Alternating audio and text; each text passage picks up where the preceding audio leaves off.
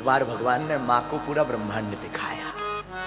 एक बात बोले मेरे साथ, राम जी जैसा दयालु इस दुनिया में कोई नहीं है, कोई नहीं। राम जी जैसा ना कोई दयालु हुआ ना हो सकता। सच बता रहे, हमारा निज अनुभव है, जो इनकी शरण में आ जाता है वो कभी हारता नहीं है,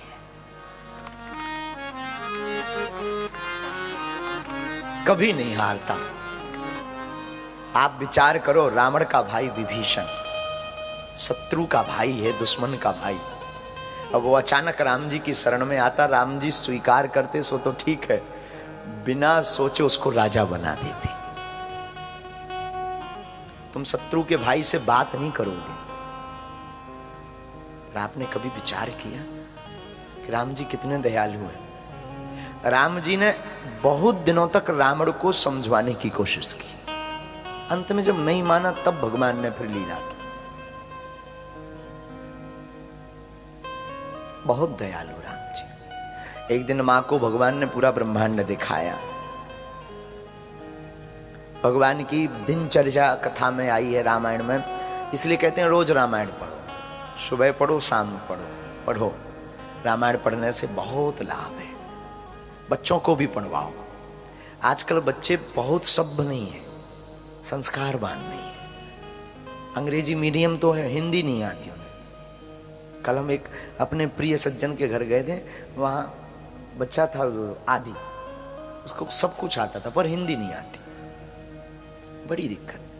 कोई नहीं, हम किसी भाषा पर, हमारा खेल भाषा पर नहीं है, हमारा खेल तो भावनाओं पर है। भगवान भाषा पर ध्यान नहीं देते, भगवान भावना पर ध्यान देते हैं। लेकिन अपने बच्चों को ना हाथ जोड़कर प्रार्थना है, रामायण पढ़वाओ, पढ़े ना सुनवाओ। क्योंकि जब वो रामायण में पढ़ेगा, राम जी प्रातः काल उठ करके माता पिता गुरु को प्रणाम करते हैं, तो वो बच्चा भी माता पिता गुरु को प्रणाम करेगा।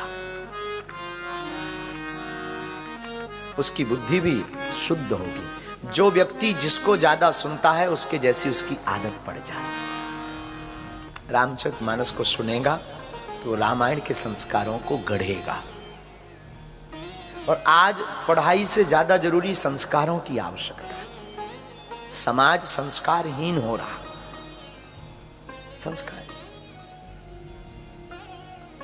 ये तो बड़ी कृपा है आपकी। महाराज जी यहाँ कथा करवाते रहते हैं, तो कुछ लोगों को किसी बहाने से ही कथा व्यास किसी बहाने आवे, वो ठीक है, अलग है, वो छोड़ो, तुम उसको गोली मारो। पर वो किसी बहाने से ही आकर के कम से कम 4 बातें सिखा जाता है, एक व्यक्ति भी सुधर जाए, सुझे जाए। सच बता दें, हमारा आना तो तभी, हम कल चर्चा कर रहे थे, हमारा आना तो तभी, कई लोग हमसे कहते भारत छोड़ करके यहाँ लाखों लोग हैं, आप वहाँ 10-50 लोगों में क्यों जाते? हमको तो वहाँ भी गाली मिलती, क्या जरूरी है वहाँ जाना? यहाँ लाखों लोग हैं, उनको मिलो, उनकी अर्जी लगाओ, उनकी अटकी होगी लंदन वालों की, तो भारत आएंगे, ऐसा बोलते हमको। तब हमने उनको कहा ना, हमारा जाना जरूरी है। वहां जाने से 2 लोग भी ठीक हो गए ना, 2 लोगों की भी अर्जी लग गई, हमारा आना सफल है। और पिछली बार आए थे, और कल की बात, ये माँ बैठी ना, पिछली बार ये लकड़ी लेकर चलती थी। पिछले दरबार में आई थी, इस दरबार में आई लेस्टर से, यहाँ होटल पर रह रही है, होटल में वो लेकर ये सही हो गई, हमारा आना सफल हो गया।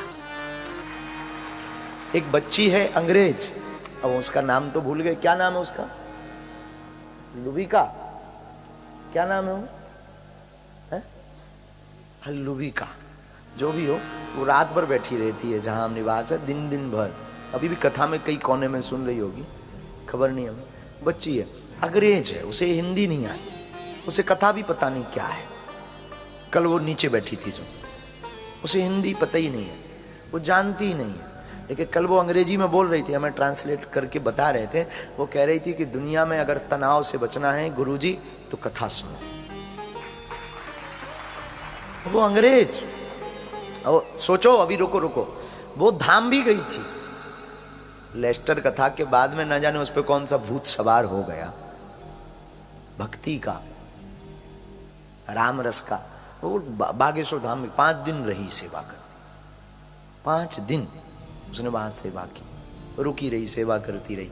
तो हम आपको बताएं, ये हम कोई महिमा नहीं गा रहे, चलो एक को सही अभक्त को भक्त बना दिया, हमारा आना सफल हो गया।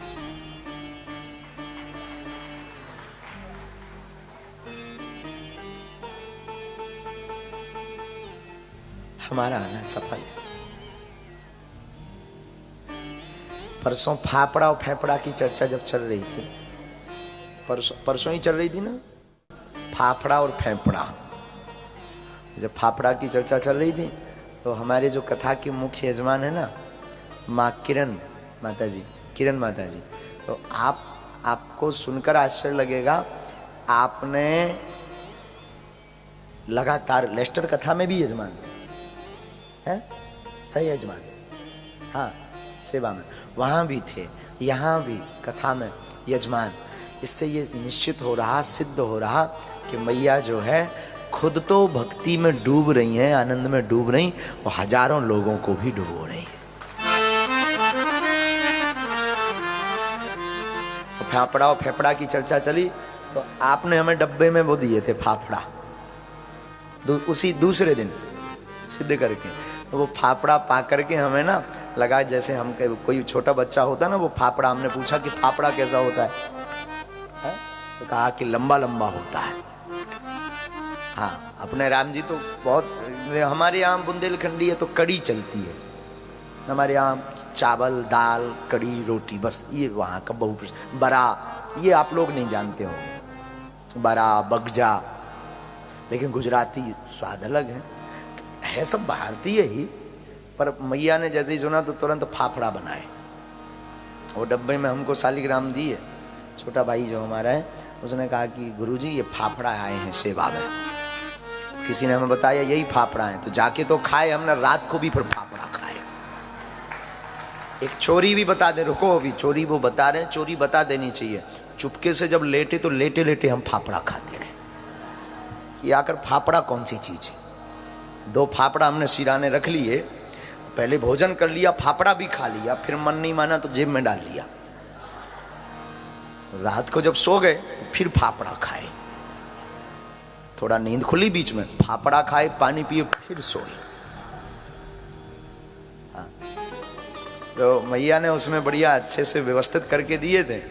तो हमें मैया को ये भक्ति माता, इन दोनों को देख करके जो है भक्ति माता के तो घर पर रुके ही थे पिछली बार, दीपक जी आए हैं आज, हाँ पिछली बार रुके ही थे।